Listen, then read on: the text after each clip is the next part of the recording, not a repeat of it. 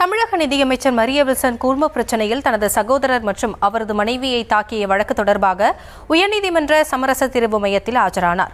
இது தொடர்பான விவரங்களோடு இணைகிறார் நம்முடைய செய்தியாளர் மதியழகன். இந்த வழக்கு தொடர்பான முழு விவரங்கள்.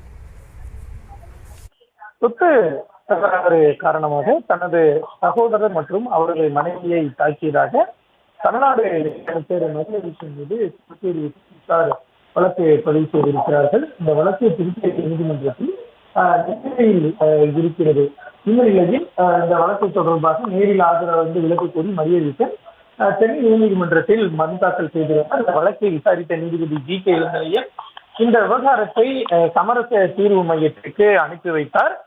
சமரச தீர்வு மையத்தில் ஆஜராகுமாறு அமைச்சர் மரிய வில்சன், அவரது சகோதரர் மற்றும் அவரது தந்தை ஆகியோருக்கு உத்தரவிடப்பட்டது. இதனைத் தொடர்ந்து கடந்த 2 முறை இரு தரப்பினரிடையே பேச்சுவார்த்தையானது நடைபெற்றது.